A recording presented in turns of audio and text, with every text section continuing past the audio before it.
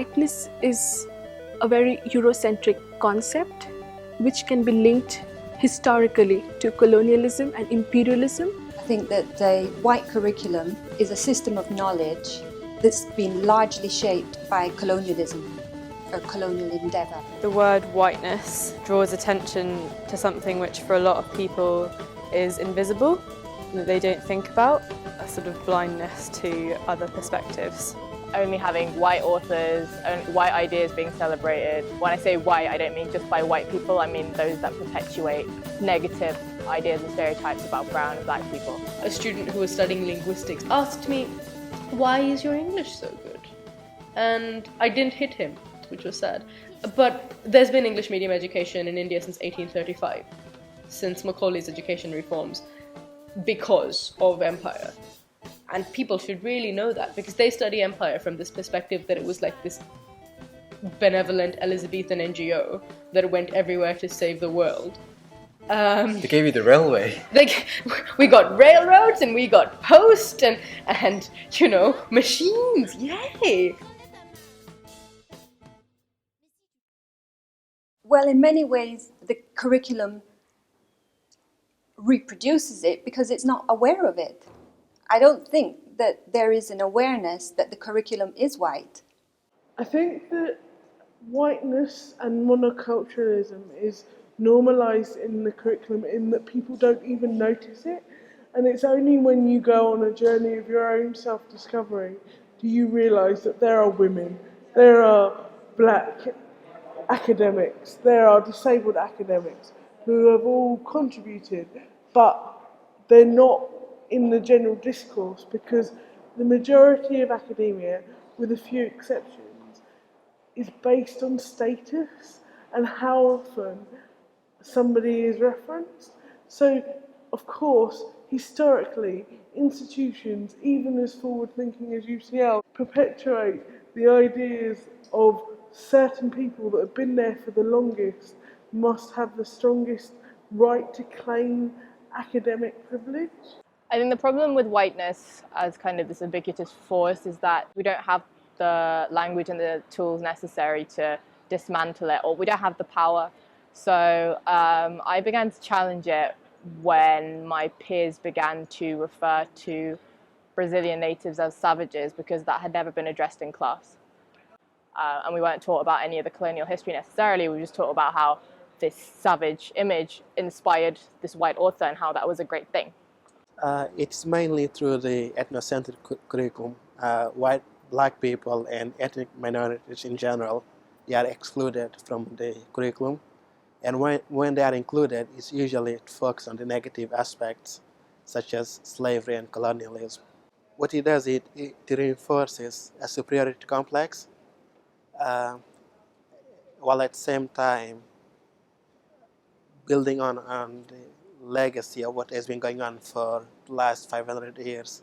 Last year I was learning about the history of medicine, and in the introductory lecture the ancient medicine was taken to start from what we would know now as the Greek world, and immediately medicine from Africa, from Egypt and from the Middle East was completely dismissed, and the reason for this was because there was not enough evidence to say that there was rationale behind their medical interventions, and so it didn't count.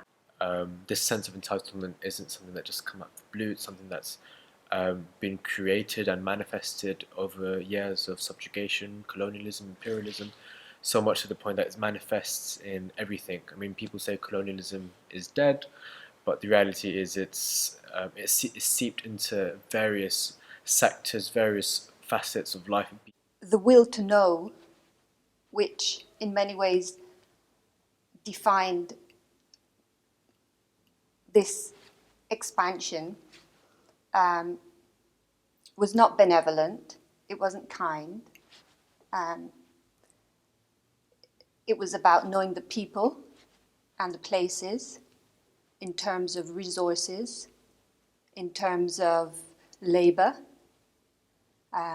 It was about markets, trade routes. One weird thing that I realised recently was I realised that Pearson had had like this huge like part to play in eugenics, and like we sort of looked at him very briefly in statistics, but like and we knew that he was this like huge, brilliant statistician, but we didn't know that he was also like a giant racist and like had a huge part in like the eugenics movement. This denying of its own history kind of normalizes the whole whiteness and the Eurocentrism of these institutions. In my religious studies class in high school when I was in year 10, when we were doing the GCSEs, we looked at the invasion of Iraq, and everyone told me that it was a really good idea. And I didn't really think it was a good idea. I was 14, I couldn't really articulate as to why I thought the war in Iraq wasn't a good idea. But I noticed that everyone around me, apart from my mixed-race Iraqi friend, and I thought that the invasion was a good idea. And I guess that was like when I really first felt whiteness in a classroom, because I realized that we thought differently because of listening to my friend Hussein's dad talking about Saddam and Baathism in Iraq. So it was like we had a lived experience of hearing about Iraq and hearing about what was happening to Hussein's families, whereas everyone else just saw it as like, yeah, weapons of mass destruction. In my undergraduate experience, we did a general history module on modern history, like a survey course. And we covered Napoleon, Marx, First World War, and then we did Empire in 1 week and covered it only in the sense of competition between European nations. And in this seminar, one student drew attention to the fact that there was no, that all writers on this course, on the curriculum, on the reading list, were white. And they were all talking about economic competition and the impact of empire on the later economic position in Europe, and that there was really no discussion on how people felt able to go into countries and treat the people there as less than human. There is very much an awareness about the curriculum being white. It is just that if somebody says that, well, I don't realize that the curriculum is white, because it is just because of the fact that that curriculum serves the class interest of that particular individual, and therefore they choose not to see it. I think that like there are loads of ties to imperialism through literature, like Rudyard Kipling by Kim, The White Man's Burden. The fact that that's still taught, I think, is quite problematic. That's another example of whiteness being reproduced and being unchallenged. Okay, so I studied English last year.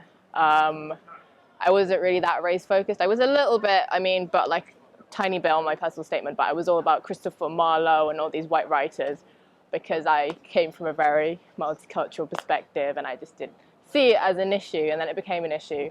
Basically, there was Toni Morrison, a black woman writer who's one of the best writers in the English language, really. And she was the only non-white writer on the first year course. And she was also, I think, the only woman writer at the time. And then apparently they said we need to diversify the course, but what happened was the white students weren't doing as well as the brown students. And because the white are the extreme majority, it just seemed like the whole course was failing when it came to writing about race. They could write about the Middle Ages, Old English stuff. They could write about monsters and fairies, but they couldn't write about race. Or were they not taught to? Almost all of our texts were racist, so it was very easy to write a wonderful essay on race, which I did. And they didn't go down too well with certain staff members who really liked those authors. Despite the fact that like the UK colonized so many places and so many countries speak English, we don't really study any non-white authors. They replaced that novel with one by a white South African writer. Once you go through the educational system, there is a normalization process that is, you begin to accept things that are not normal as being normal. From primary school until university, the system brainwashes you into believing what they want you to believe. I went to a predominantly white school, white private school in East London, and we were taught about colonialism and things like that. And we were taught through the lens where I would say colonialism not only was a good thing, they brought trains to India, they outlawed primitive practices, they raised the age of consent from 10 to 12, and it was almost like, as a non-white, and I spoke to one of my friends about this, who's of African Ghanaian descent, And we almost felt ashamed of the fact that like our people were so inferior, were so barbaric. Juno Diaz said that he said something like the easiest way to create a monster is to withhold its reflection. When I was in year 9, I had a teacher and we were doing Empire that lesson, and he taught us that when the Indians knew how to look after India, the British gracefully gave it back to them. And I feel like it enforced ideas in the white students of them being superior, racially superior. And I feel at its core, the way that we're taught history at school in particular is from a lens of white supremacy. And a lot of white people come to university having been told for so long that their ideas and their civilization is the best. And it's going to take a lot for them to change those ideas. The education system literally teaches you what to think instead of how to think. And once you reach university level, few of us question what we are taught. I don't think I've been taught by anyone that isn't white. No one immediately springs to mind.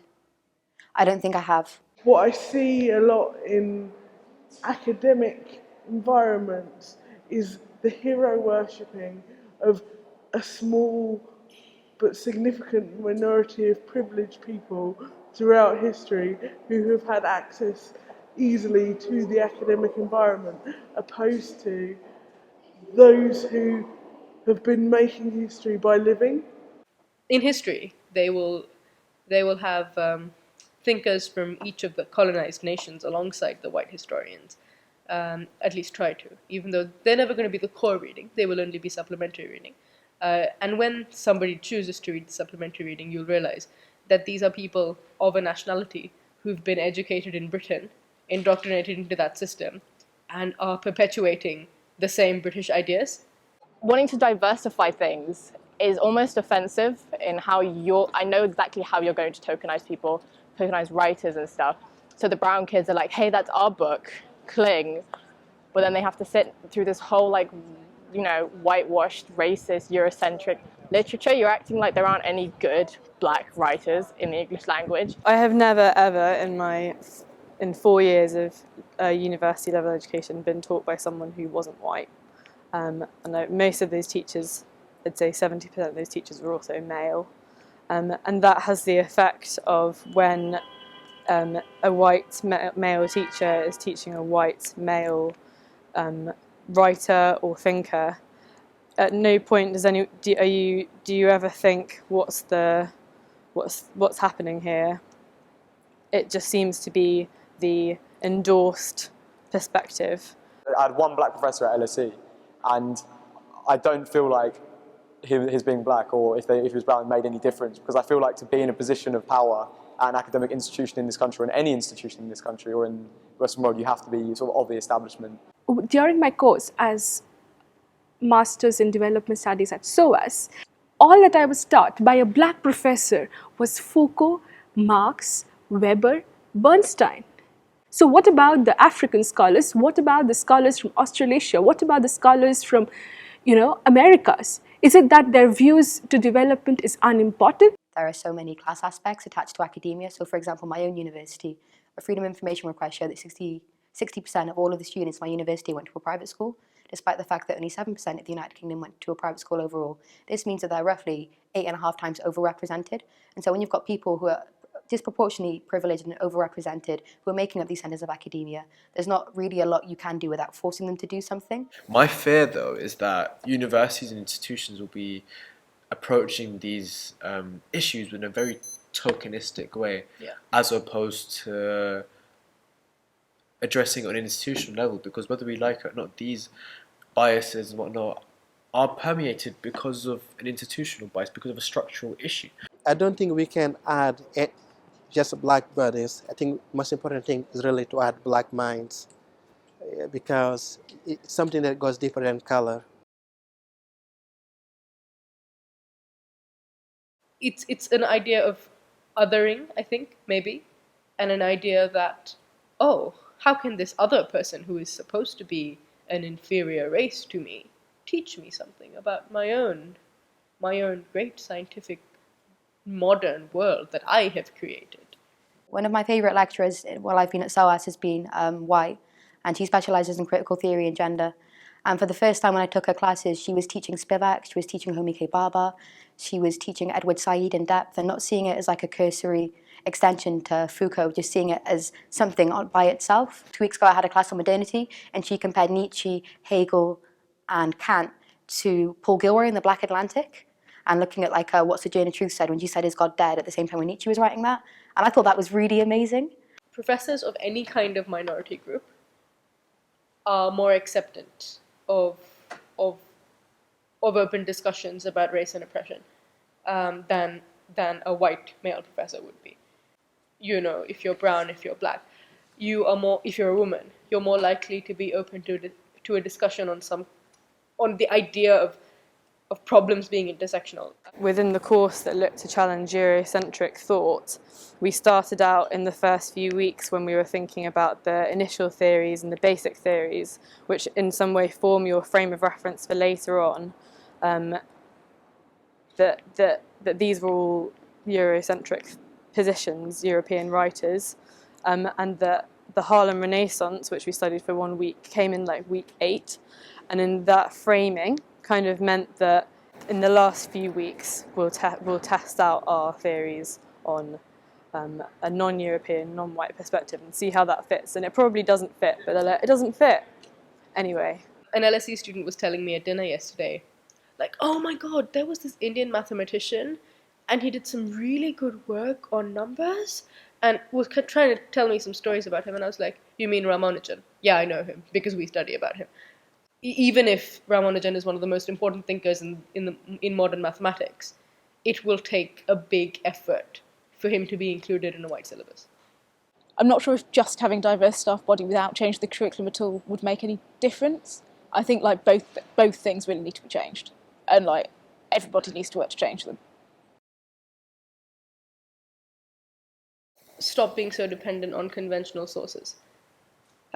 In the sense that when you're studying about poverty and development, and when you're trying to learn about, you know, burgeoning democracies and how they work, and resistance and rebellion, you can't be consistently and continuously reading what some white man sitting in an office in New York thinks about this. A learner-centered education means a kind of education which focuses on the skills, on the interests, and the community background from which the student comes from, rather than focusing on the literature which a group of professors, or maybe a single professor or institution, thinks that a student ought to learn.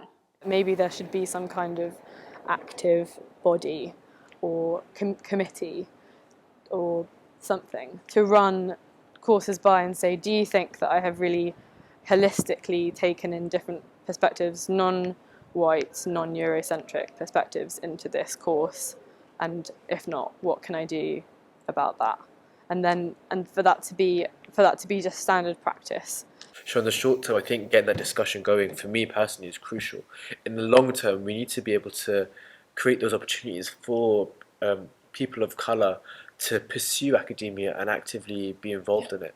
This is probably an indictment in itself, but I've never seen whiteness challenged by either students or people within the curriculum. In fact, the discussions that I've had over the last couple of weeks here at UCL have been the first time in my entire academic career where I've seen the monocultural notions challenged in any way, shape or form. I think that whiteness needs to be challenged at every point that it's found, because there's a lot of baggage associated with that we don't necessarily need now. Like, you think we'd be over it, but we're not.